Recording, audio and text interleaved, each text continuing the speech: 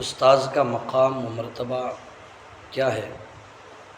حضرت امام اعظم ابو حنیفہ رحمۃ اللہ تعالی علیہ ایک مرتبہ ایک باغ میں اپنے شاگردوں کے ساتھ بیٹھ کر کے کچھ لکھ رہے تھے، اور جو بڑے مفتیان اکرام ہوتے ہیں وہ جب کوئی فتویٰ لکھتے ہیں یا کوئی چیز لکھتے ہیں تو آس پاس جو ہے 20 کتاب پڑی رہتی ہے، کاغذات کے ڈھیر لگے رہتے ہیں، اور ان کے شاگردوں میں حضرت امام ابو یوسف رحمۃ اللہ تعالی علیہ بھی تھے۔ جس باغ میں بیٹھ کر لکھ رہے تھے، تھوڑی دور کونے پر ایک دوسرے کنارے پر چند بچے کھیل رہے تھے۔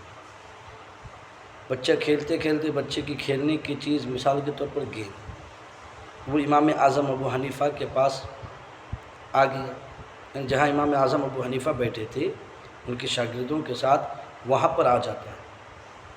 امام اعظم ابو حنیفہ کے پاس ایک بچہ وہ کھیلنے کی چیز لینے کے لیے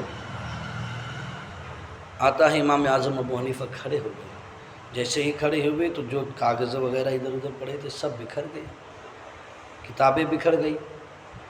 بچہ اپنی کھیلنے کی چیز لے کر واپس چلا گیا، امام اعظم حضور بن بیٹھ گئے۔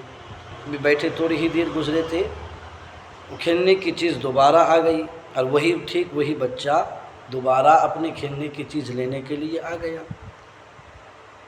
اب 1 مرتبہ آیا، 2 مرتبہ آیا، 3 مرتبہ، 4 مرتبہ، 5 مرتبہ۔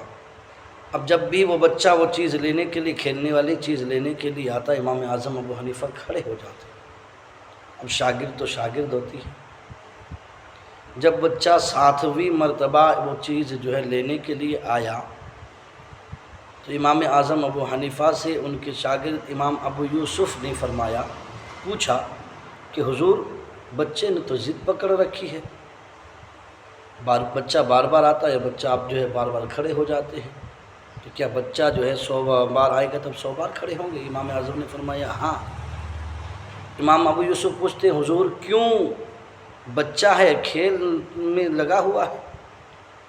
تو امام اعظم فرماتے ہیں وہ میرے استاذ کا پوتا ہے، وہ میرے استاذ کا پوتا ہے، اس کی تعظیم کرنا میرے لیے ضروری، کیونکہ اس کے گھر سے مجھے فیض حاصل ہوا ہے، اس کے دادا نے مجھے علم سکھایا ہے، پڑھایا ہے، تو اس کے پوتے کی تعظیم کرنا میرے لیے ضروری ہے۔ ایسے ہی کوئی امام اعظم نہیں بن جاتا۔ استاذ کی رسپیکٹ کرو، اپنے ٹیچرز کی جو ہے